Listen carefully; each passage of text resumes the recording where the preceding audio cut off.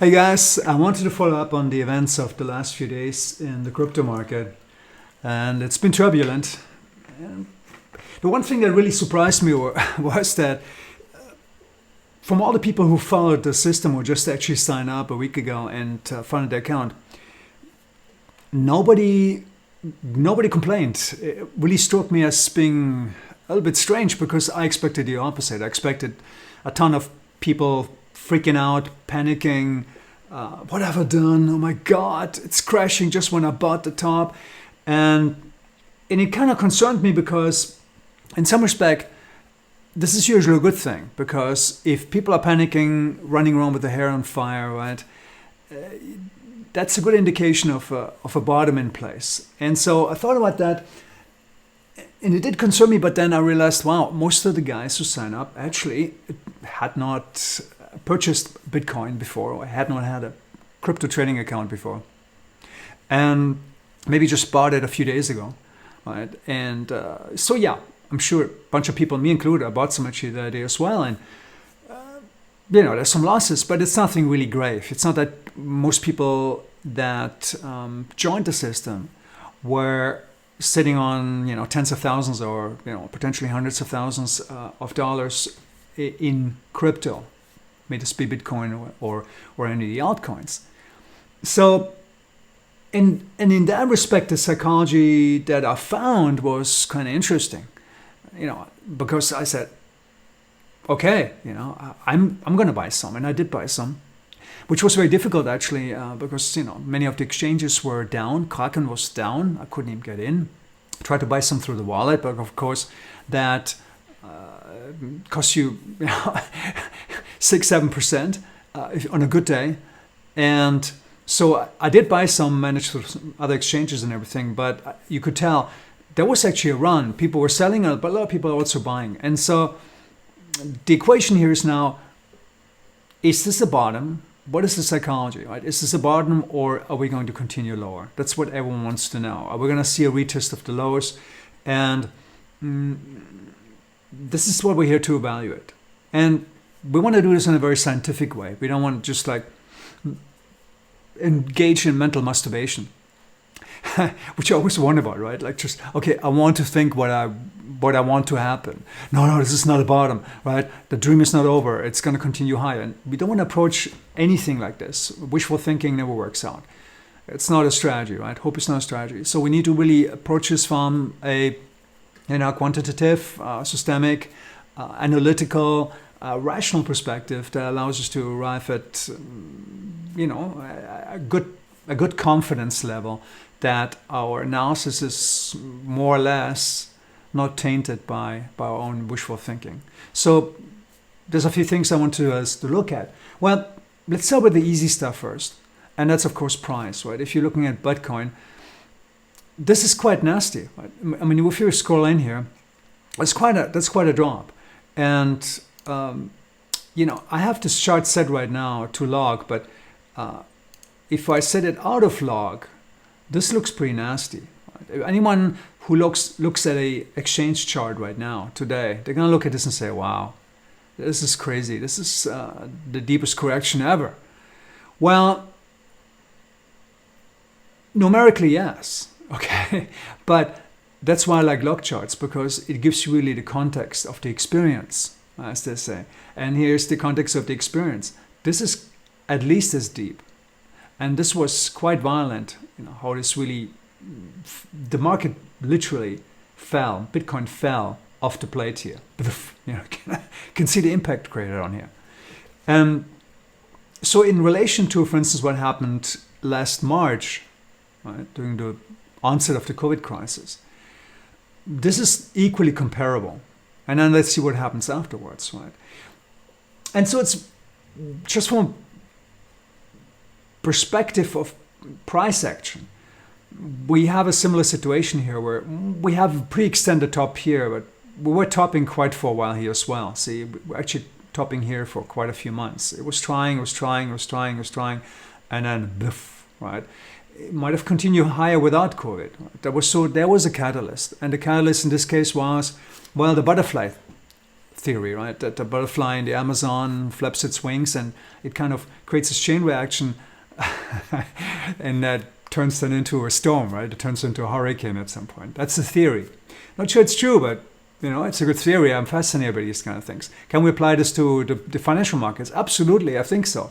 Alan, bless his heart. I love the guy in some respect, but his Asperger sometimes gets the better of him because he thinks in a certain way, which actually really fascinates me. But sometimes I think he doesn't realize that, there's a lot of people listening to you. And I don't think he does it intentionally. I don't think he's the type of guy who would sit down and, think, okay, I'm going to say something about really, really negative about Bitcoin. And I'm going to sell prior to that, and I'm going to buy the bottom again. He would get slammed so quickly. They already have, as and slang. They're already trying to get at him for market manipulation. So I don't think that was the intent at all. It's just he says these things, and then that might cause a chain reaction because he's a public persona. And a lot of people really are glued to his Twitter feed. But I think that's really what triggered the whole thing. And then China steps in and says, oh, it's too volatile. Of course, they knew it was volatile before. Right? I mean, look at freaking charts. Right? It's just a lot of players then play into this, and then the dynamics take over, and that's how these things happen. Can you predict these things? No, you can't. You can see tendencies, and we're going to look at a bunch of charts, but you can see tendencies, and those sometimes play out, but sometimes they don't. You can't really always base your trading on it, and that's why it's not a part of the system to really catch those short time and medium term swings. We're mainly interested into the long term. So the question for today is really: is this a long term? Has this been a long term top? Is this over? Are we going to sit here for weeks, months, potentially until things pick up again, and or is this just a very deep correction in a bull market, right? So bull market correction versus new bear market. That's really the question here. So the one thing I want to bring up, and I made some notes here because it's like a whole rest of things, the whole range of things that pop in my head.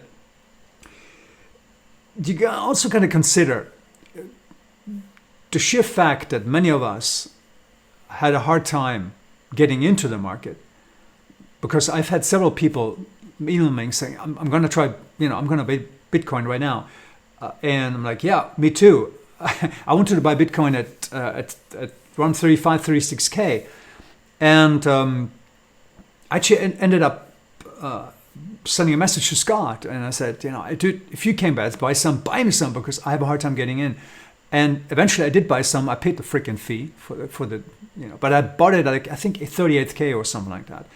Which was great. I mean, you might kick yourself in thinking, oh man, I could have bought it at 30. Well, how long was it at 30? Well, let's look at that, right? Let's zoom in a little bit here. These are, this is a daily chart. So let's maybe switch at 3 months, and we should get. Do we get daily here? No. 5. Yeah, we do actually get hourly. Okay, on that. Okay, so this is very interesting. So we see the sell-off here, and it's at some point picking up steam when it really kind of does the thud right here. How long does it stay here? Well, not for very long, maybe 2 hours. So you would have had to get in and buy it right at a spot, get the fill, have everything in place, have your account funded, okay, and then buy it. The similar thing, of course, with selling. You remember the friction theory? We talked about this in the webinars. It's really hard to get in. It's actually easy to get in. It's much harder to even get out. Especially if you are a long-term holder, and we're going to get to that in a little bit. If you're a long-term holder, you have to bring it out of cold storage, right? You have to get it off your Trezor. You have to transfer it. You have to get it into exchange. The exchanges were down. A lot of exchanges were crawling at best. If you even could in, I could not get into Kraken. I could get into Binance, but Binance was slow. So imagine yourself this psychology: people trying to get in to take action. Either they want to buy or they want to get out of the market because they're panicking, saying this is it. It's going to go again, like 2017. I want to get out of this freaking market. The pain is there. Relief to pain. That's the psychology. And they can't do it. That's tough. It works in our favor in some respect in the crypto market because people have a hard time getting out. But eventually that hurdle is being crossed because people start taking action. And I think it's very, very important. And we even see this kind of type of phenomena in the stock market, right? Where I've always said the first move doesn't really matter too much. I mean, this is a deep one. Let's not kid ourselves. But really, what really is important is the follow-up. What happens afterwards? Okay, because if you are one of those guys, you're a long-term holder, right? You're whale potentially. You're holding a certain amount. Maybe you bought this damn, you bought Bitcoin at I don't know, way back here. Right? Let's go scroll. Wow, okay, we don't hear that. Let's go to 1 year back even. Just go 1 year back. Hey, maybe you bought it at $1,000, right? You've been enjoying this right up, and all of a sudden you see it drop to this, and you're thinking, wow, my profits just got cut in half. And that's a shitty feeling. Not as shitty as the guy who bought it up here, of course, right? Bought it maybe at 50,000, now sees it at 30. So whatever that psychology is, either the guy who's a weekend who just desperately tries to get out, or the guy who's who's a long-termer past 155 days, right? And is trying to get, GTFO. They both have the same problem in terms of being able to exit the market due to friction, right? The friction is very high either way, getting in, getting out, especially getting out a lot of times. And so that's why we're also monitoring the long-term hurdlers, because they even have another hurdle to jump over, right? They will have to go get it off the cold storage, out of the treasury or whatever, and then they're going to have to get it onto the exchange. Maybe they're holding it just in a wallet. I would, right? A wallet or treasure, and from there you transfer it to your exchange. And it might take time to clear. It might take a lot of time to clear doing these types of moves here, right? Because there's a lot of activity going on in the blockchain when things get transferred. So imagine that it's not that you just transfer it over like a crash transfer. This stuff has to be from your wallet and into your exchange. Well, that's a Bitcoin transaction. It goes from one address to the next because this is your key and this is over here the key that the exchange gave you. And there's time involved. And when things start, there's friction to getting out. So, long story short, long explanation, short story. The explanation here is that the takeaway here is that the follow-up matters, because at some point you will have crossed that hurdle. The exchange will be operational again. Things will have transferred. You will have the cash available. So what happens next? Well, I see a lot of buying here, and just from a price action perspective, if you're looking down here, this is something. This is a candle that looks very much like an exhaustion candle, like a capitulation to me, right? Exhaustion to the downside. And there's an instant buyback. I mean, a lot of people bought Bitcoin here. I mean, this is quite a snapback. And we're talking about, it briefly touched the 30,000 mark, right? 30, what is the low here? Let me see here. Low was, 33,200. Is that it? Yes, I think so. Yeah, around 30,066, pardon me. So it was actually at 30,000. And look how fast it bounces back. To me, this looks like an exhaustion candle to me. But can we be sure? Well, has there been a retest? There has been a small retest. I haven't seen a big retest yet.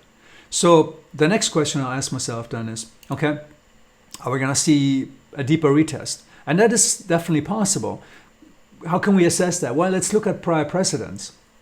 It is very much possible. If we scroll over here, it didn't happen here and it continued further. So the next assumption here is that, or hypothesis, let's call it that. I would say, looking at the spike high right here, just from a price action perspective, if we ever can make it back above 46,000, I think we're in pretty good shape in terms of the bullish scenario, the bullish hypothesis, right? However, if we drop, and I think that is obviously, I think, almost chiseled in stone here. If we drop again through 30,000, the bullish stream is over for now. That means we're going to probably hit into a bear market. Our signal didn't trigger like it should have. Maybe it was due to an outside exogenous event. But we have to then assume that this is over, and we have to, consider going into cash and wait it out. But I don't see those signs yet. I really don't see that.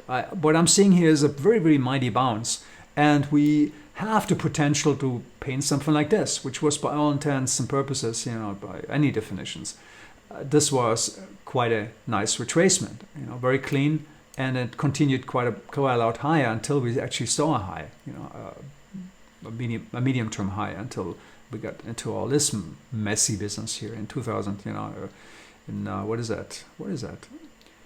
Right here, right? This took us down to 28,000, 29,000 from 41. That was quite a deep one. Scared people, right? So, but going back to the long term. In the long term perspective, let's turn on log. Now, look, okay. So if you're looking at this is a blip in comparison in terms of the experience. Right?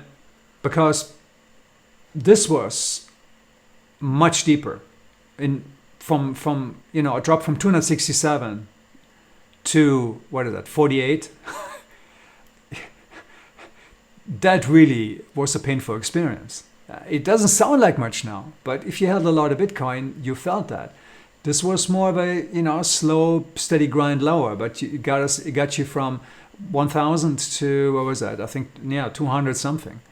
And let's not forget the post 2007 bear market, and that one took us a long time to come out of. But you see this, how it started, and we might be here right now. We might be at this point right here where we went February 18th, right? And then in 2018, and then it kind of fucks around here a little bit. Pardon my French. Tests the low, see, and that's why I'm, from all the candle patterns of the irony, the spike low theory is really one that it's the one that I really subscribe mostly to. That's really where the rubber meets the road here. This level. If it gets breached, then boof, right?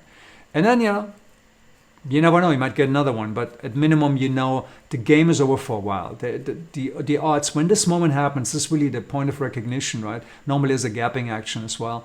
And then no, we didn't get a gap. Well, we don't get a gap obviously in crypto because there are no gaps. There are no day intervals, so we don't see the gapping action. But had it been stock, I'm sure there would have been one.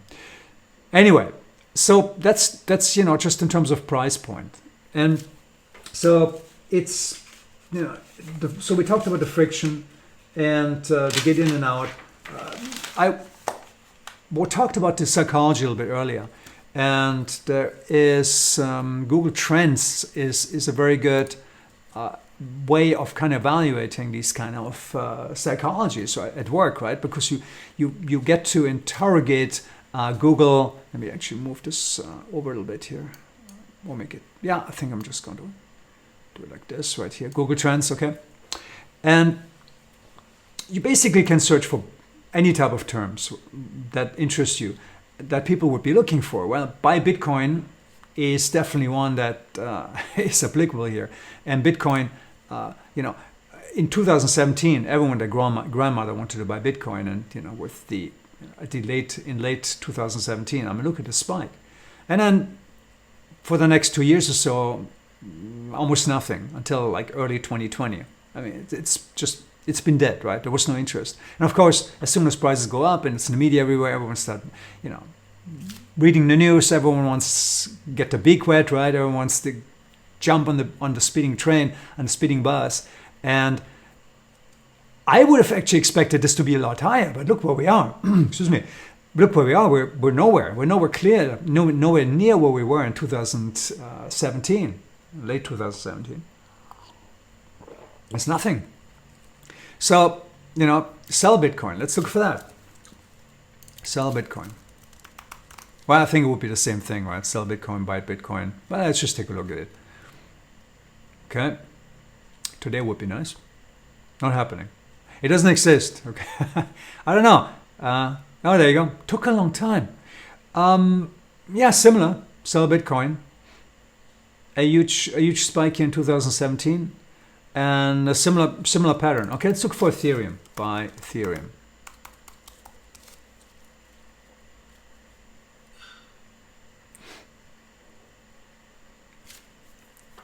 Takes a long time, huh? All right, so that seems to be there's no all data in place yet, but this is kind of interesting. The dotted line means that there's incomplete data. So they're still gathering all the data points that they're collecting from. They have strategic data points that they collect from, and if they're incomplete, then they show the trend. This is comparable, but not at the level of 2017 yet. So there is the potential in altcoins, which are mostly tied to Ethereum in terms of the trending behavior, that we might have hit the end of the altcoin season. It's not guaranteed yet, but it's a possibility. We'll see. It's a possibility, but we've dropped a lot since then. So, are we going to see a pop higher and then a drop lower and another bear market in altcoins? We'll see. And we have a bunch of signals we're following, but this looks a lot more exaggerated than in Bitcoin. So at least on the Bitcoin side, I don't really feel that this is the psychology at hand right now. I don't see that. Right? It was much more pronounced here in 2017. So the psychology really is also tied towards, in most cases, where you are. Right? You can really sort people into kind of three rough buckets. And the first one is the bulls, right? The hodlers, the guys who love anything crypto related, anything Bitcoin. It's their religion. They obviously are talking their book all the time because they're emotionally invested, not just because of ideology, but also due to their investment and their time spent. It's a cognitive bias, a sunk time effect, sunk investment effect, right? Where you really are tied to your investments. Your psychology is involved because you have put all this time and money and research into it. And you want it to succeed, right? Sunk cost effect, certainly. It took me a second. So the sunk cost effect, right? So is that a play here, right? And the sunk cost effect definitely always plays a big role in what drives the psychology of the bulls. On the bears, these are usually the guys who are, I don't know, it's a smaller camp, of course, right now in Bitcoin, in crypto especially, but there's always the types of detractors that absolutely hate crypto and they want it to die. But these are usually the guys on the sideline, which is the last bucket, right? The third bucket are these guys, the guys on zero hedge, the guys on all these, the regular detractors, the guys who just think, or the guys who missed out.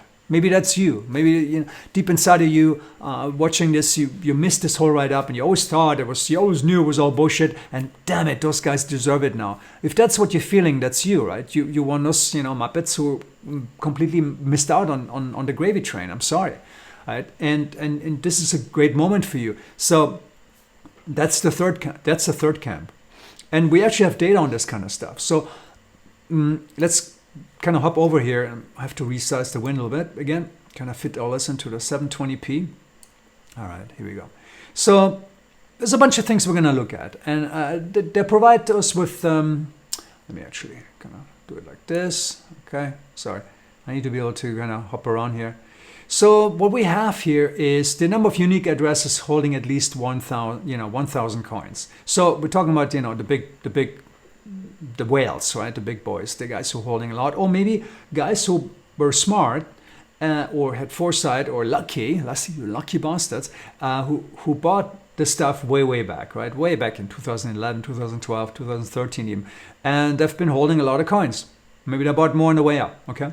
So what we're seeing here is that we're seeing this gradual progression higher since, I would say the trough of the bear market around here. But see how it starts picking up. It starts picking up here. Right? It starts picking up actually way before this bear market ends, and I find this really fascinating. This is why I look at stuff like that, and then it kind of starts working its way up. So meaning that people accumulating more and more coins, right? There's a lot of more people out there who actually sit on more than one coins, and of course the institutional investors got involved, right? A lot of the big whales got involved. Elon Musk bought a bunch of it. 165,000 coins were bought by this ETF, right? So all this, right? You see this happening, and it drives this higher. And what we're seeing right here is that, wow, it looks like at this stage here, right, you're seeing this drop off, and it's quite sharp. So there was a turnaround, and I think there's people taking the big whales taking profits, and we're now at these levels again where we were back in early last year. So it's quite a possibility that this is it. People have taken the profits and they're going to start buying again. If it drops through here and even lower, then there might be cause to concern. It might support the bearish thesis, right? And let's look at a few more other things. So this is average coin dormancy, and this is quite interesting. This is, in simple terms, what this is when you sell your Bitcoin, this would measure how long it was held, that one Bitcoin, right, that one token, prior to that sale, that last sale, okay? And I find this really, really fascinating, this chart, on many levels. First up, we're seeing these huge spikes here. And these spikes represent basically days when participants, when the average coin dormancy, the average time these coins that were sold that day was very high, right? So meaning that if I put my mouse, if I manage to do this here, the average coin dormancy on December 4th of 2018, that day, was 219 days. So that means that right here at the bottom, that looks like a capitulation to me, because people who held their coins for an average 219 days sold it at that point, right? And see how closely that marks actually the bottom of this particular cycle, okay? And what I find, and then we see it also near the top though. So we've seen this type of behavior also near tops or after like short corrections, right? There's a correction and somebody thought, okay, you know what? That scared me a little bit.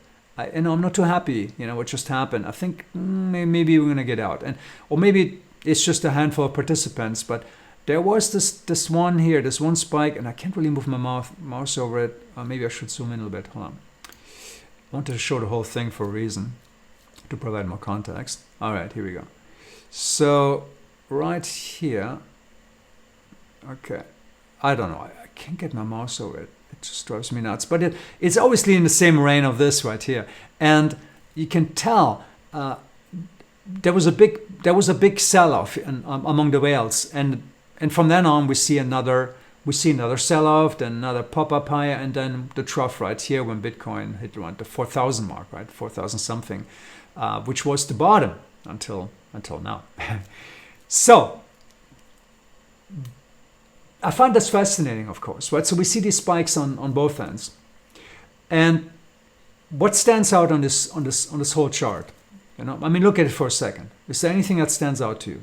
Just looking at the price action and then seeing the signal, right, of the average time these coins were held before they were dumped on the market, were sold. Well, I see none of that here.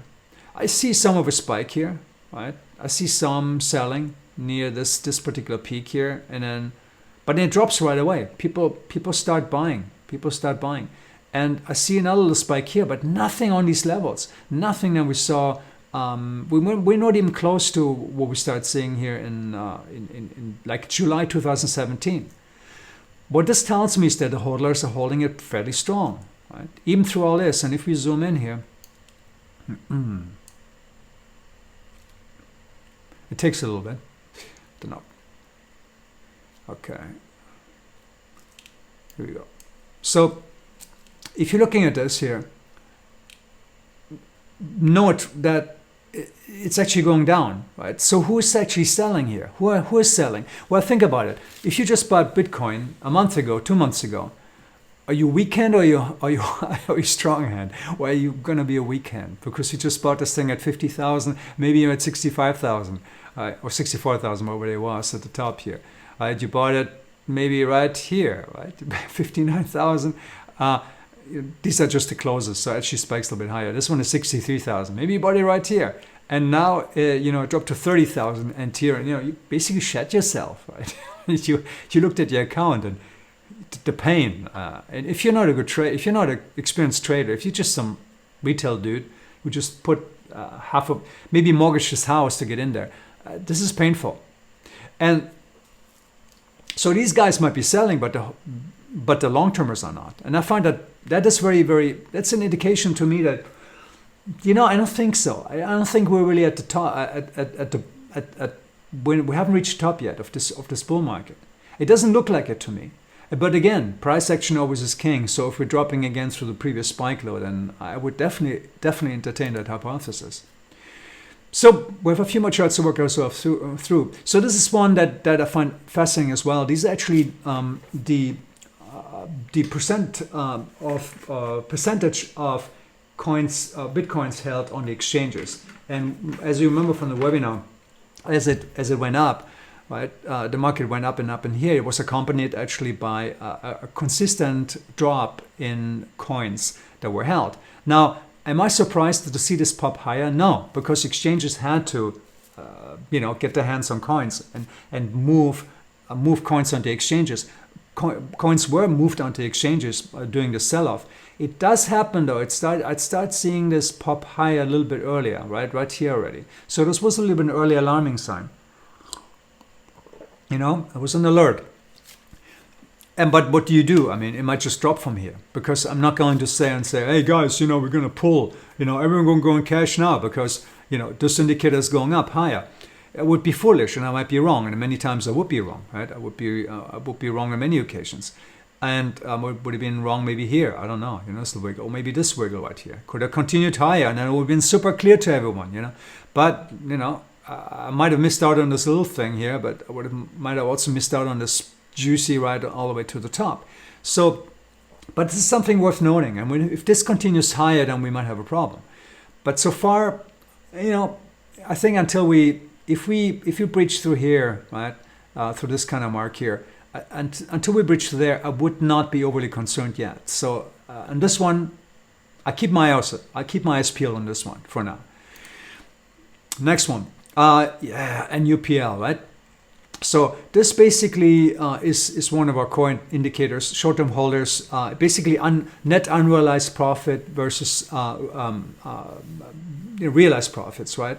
And these are the short-term holders, right? This is basically market capitalization divided by unrealized profits. So if you consider the entire market, right? If you consider the entire value of Bitcoin, the entire capitalization, if you count up every single Bitcoin that's on the market, and you add up the value, then you're getting a certain number, which is going to be so many trillion, and then you divide that by the value of each coin that since its creation. So if a Bitcoin was created, let's say a year ago, maybe it was created at let's say it was created at 5,000, okay, and then it's worth 65,000. Well, it's the realized value of that is $60,000, right?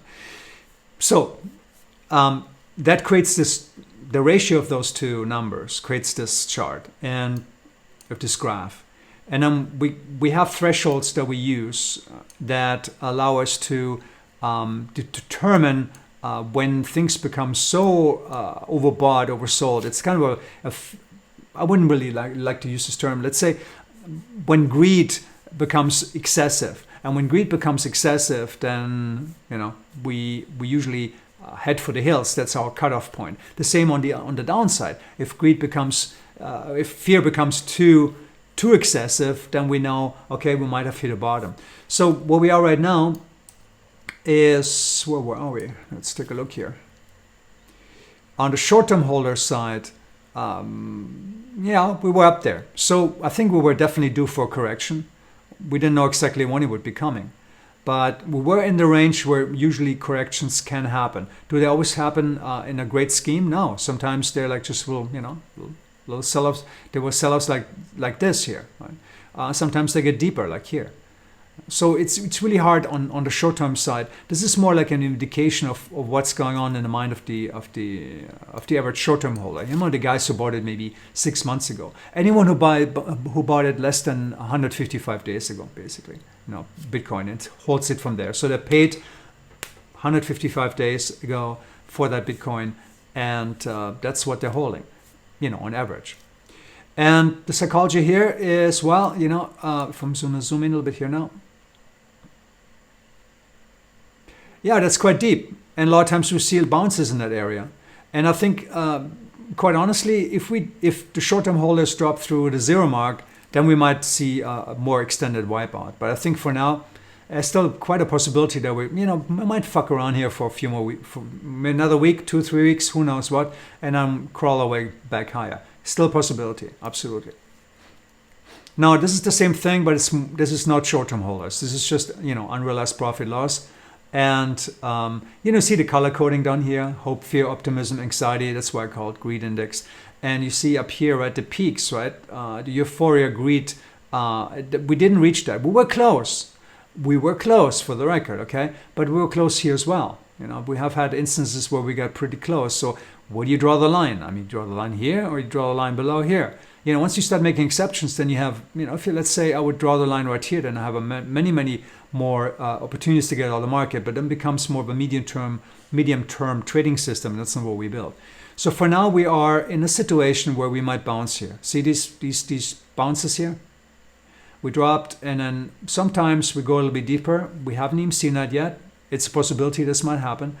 And then we might work our ways back up, or, you know, we might see a dead cat bounce, and then it drops below 0.25 here, and then goes into, you know, straight into Hades, right? Express elevator.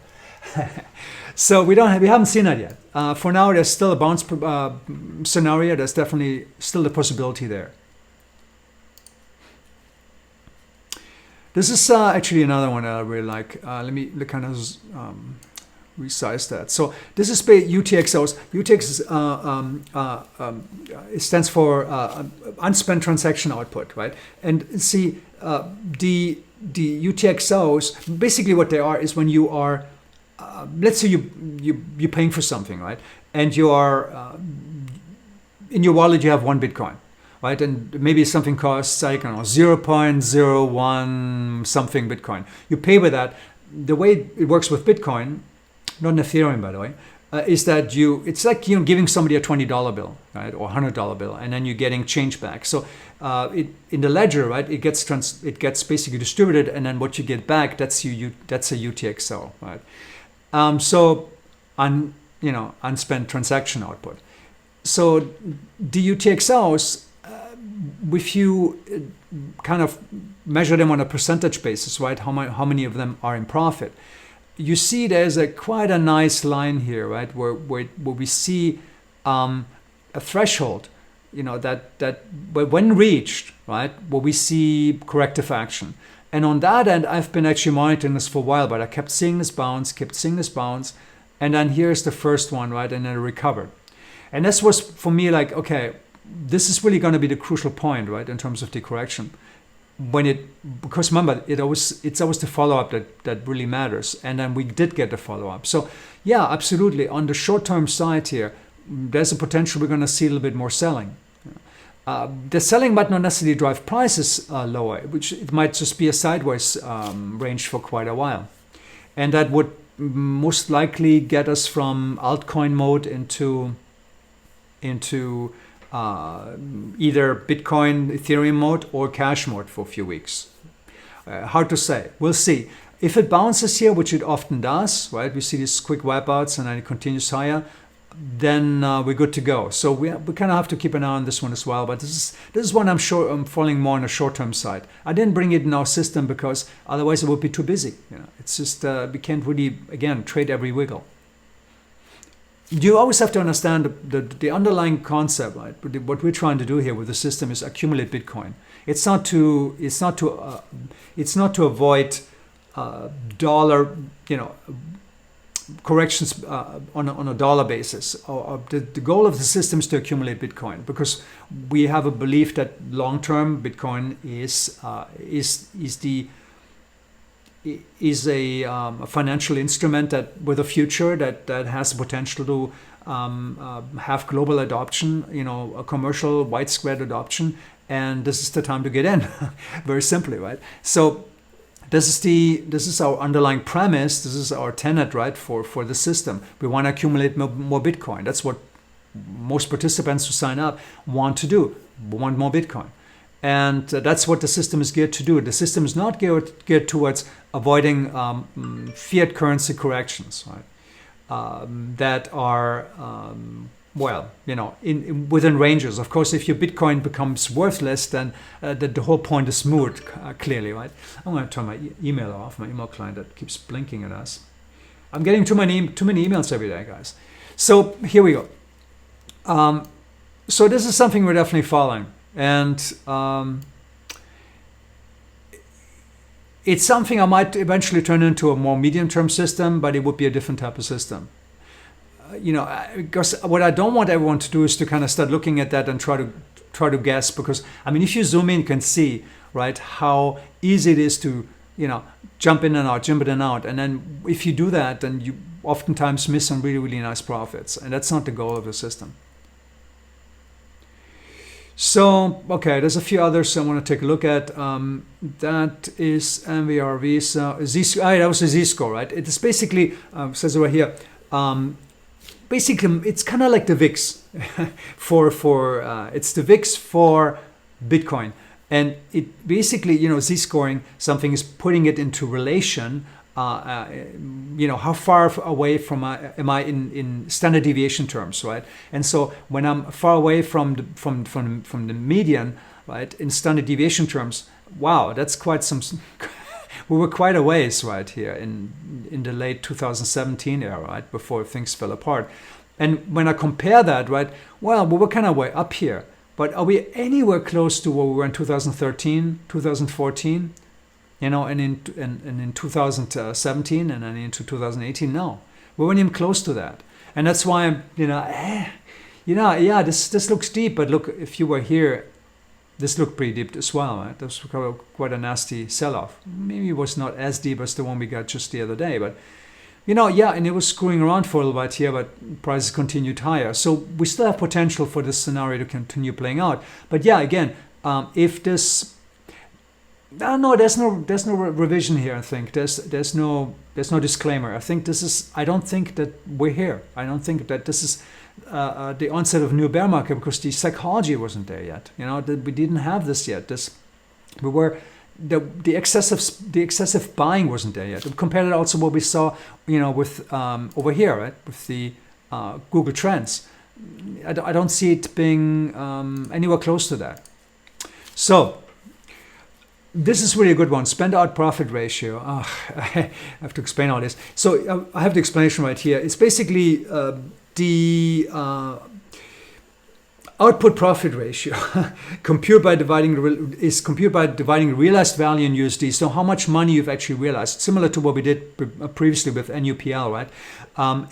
And divide that by the value at creation. So it's kind of a ratio as opposed to the NUPL, which takes the market capitalization as the basis, and it creates this kind of like oscillator, right? Which is a beautiful signal, and we're seeing here how again we didn't get anywhere close to this spike here like we were here. And now we're dropping back to the baseline here, which is usually where things get a little bit dicey. That's really where kind of the rubber meets the road, because if you start dropping below that and hold below this line for a period of time, then you usually get a longer correction. That's how it looks like to me. I haven't spent an immense amount of time on this, but see how the dynamics change, right? Where there was a really good white paper written about this, and the guy really explained it very well, and I'm trying to convey that. But the dynamics change from where this line produces bounces, right, where it bounces higher, to where this line becomes overhead resistant, the zero mark, right? And that is really kind of what kind of transpired after 2018. See, this is where, yeah, there were attempts to push it, but it would kept getting stomped down, and then boom, boom. See how it bumps its head against the overhead resistance, which is that. And there was a brief moment where it kind of, was pulled, dragged down again. See, and then these dynamics don't change until like early 2020, after COVID, and then all of a sudden here, see, there's a sea change. See where if you would draw boxes here, right? A big boxes, see most of the signal being below, right? And all of a sudden here we see most of the signal above. I find this is really a very, very compelling chart, more compelling than anything else actually. And because it really shows that there's a rift in the market, right? There's a new regimen, a new market regimen. And that's the one I think really that is the one that counts, because when I started this little tirade on Bitcoin and the situation, this whole monologue, what was the underlying premises? Okay, where are we, right? Is this it, right? Is this the end of this bull market? If it is, then we're at the beginning phase, right? Then we would need to see a drop. We would need to see the signal below for quite a while, and we need to see a retest and then a drop below. And then I think if that happens, if that scenario plays out that I explained before, the spike. If you go back to the chart, let me go back to a 1-year chart, so we're getting a little bit more signal. So yeah, let's zoom in. And so if we see a retest here that goes all the way back down, screws around a little bit and then breaches the spike low, then I think we're going to see something very, no, this one I don't want to show. Then we probably would see a drop lower in a retest here, and then we'll probably see a failure, and then it would continue, and then we might see a new market regimen. And I don't see that yet. So what is my takeaway point from all of this? I see that in terms of the market psychology, we don't seem to be anywhere close to where we were in 2017, at least. We were closer to, what was this? The summer. Can I go back a little bit further? No, I don't see that. I don't know how much more data it is. Let me see. Don't want to spend too much time on this right now. No, I don't know. I probably can. Past 5 years, right? Let's see if we can get 2004 to present, and then compare it to all time, right? So yeah, I mean, I guess 2017, 2018 is really our gauge here, right? Because before we don't have too much data yet, or it's being thwarted, right, by the 2017 period, that particular bull market, and then the aftermath of that, and this is on Ethereum, by the way, so this is more related to altcoins, and we're seeing a spike higher, right? So I don't know. This doesn't look like we're really there just yet. There's a possibility. Let me go back to a more, let's say, 5 years. Okay, put this into context, right? And then see where we are right now today. So yeah, there's a drop. Okay, but we could easily be in this right now, and then we see another pop higher. When it comes to altcoin season. So I don't see that yet. When it comes to Bitcoin,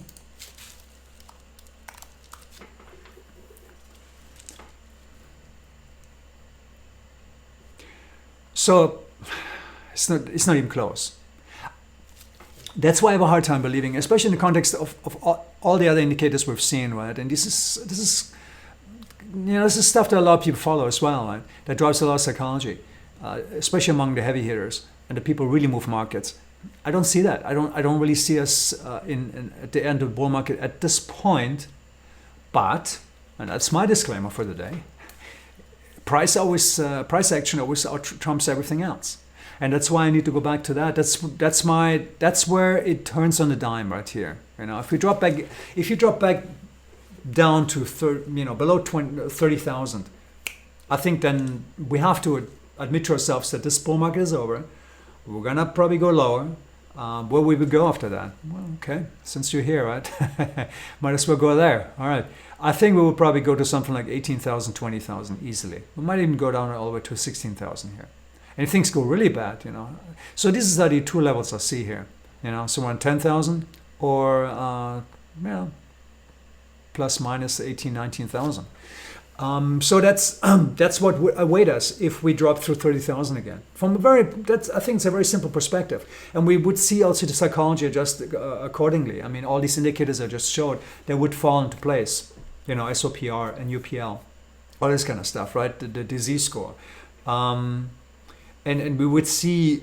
Right there, we would see the signs that, where we're dropping through key levels that indicate us that it's there. So we will know. Does it help us today? No. Again, fortunately, most of you guys who joined the system didn't buy a lot of Bitcoin yet. So this is nothing. Maybe this actually is a great Bitcoin buying opportunity. A bunch of people actually emailed me, I'm buying, this is awesome. So I kind of like to see that from guys who just got into the system. Of course, it can also be used as an argument for saying that, wow, people are still too giddy. Maybe it was. Maybe this is the end of it. And that price will tell us that, absolutely. And in the end, price is the ultimate denominator. All these fancy indicators we pay for a lot of money for every month, they don't hold water to price, because price is the ultimate arbiter of truth. And if we drop through this, then that's it. Until then, I reserve my judgment, and until then, I think we should just chill out, continue with the system as is, and wait for further instructions which the market will provide to us. And even if it's a bear market, well, then sit it out and then start again when things pick up again. That's just what we do. But if you weren't a hodler, if you weren't and if you didn't buy Bitcoin at 65,000 or 50,000 even, which most of us didn't, then you're in good shape, because you just got to buy it at that point. And even if it drops a little bit lower, well, that's part of being in this game. I'm sorry, I have to make this very clear. If you joined us with the expectation of never experiencing any pain, then you have no business trading the system or trading crypto in the first place. Because, I mean, look at this. And I think it's the last statement I want to make. Actually, I'm going to go out to 5 years, right?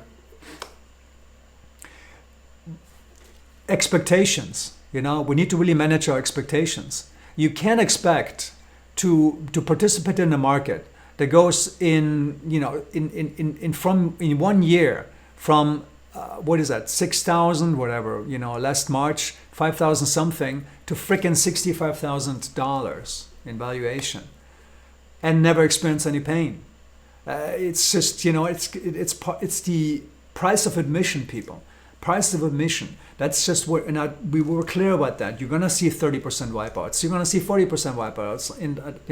We did see one right now, and that's just becomes 50% wipeout. I think it was 54%. You're gonna see that. It happens, and that's just part of being in this game, because you cannot expect to make these types of profits in the thousands of percent without going through the pain and paying your dues, guys. Paying your dues. That's just part of it. Okay, you can't be MMA fighter and look great and be a world-class fighter or even a medium class fighter without going through the pain and being punched in the face. Just part of it's aspect of that. And look at the stock market. I mean, what is a great return in the stock market? If I run a hedge fund and I can produce 30% every year, that's a great return. I mean, I can write myself any type of bonus I want if I can produce this every freaking year. I can charge not 220, but I can charge probably 530 or something. So it's you're a rock star, and here we are. We're talking about profits in the thousands of percent every year. It's ridiculous. So you're gonna go through pain. It's just part of the it's price of admission, guys. And we have to keep our not only emotions, but also expectations in check. This is gonna happen, and that's part of the ride. So take it in, adjust accordingly. If you feel like buying, then buy. If you feel like selling, then sell. It's up to you. Okay, we're never gonna make any recommendations on that end. It would be stupid to. But I've given you all I think I've given you the best information right now. This video. That you probably will find anywhere out there in terms of comprehensive, not only price analysis, but also in terms of just quantitative analysis, in terms of psychology, I've given you really the gamut here. So that's the best you can do. And from then on, it's up to the price. It's up to the market. And nobody has a crystal ball. All right, I think I'm going to wrap it up with that. And thanks for listening. Thanks for, I think it probably was an hour now. Thanks for the patience. I hope something you took away from it. If there's anything unclear, then hey, write me an email, shoot me an email, and I'd be happy to answer. Cheers.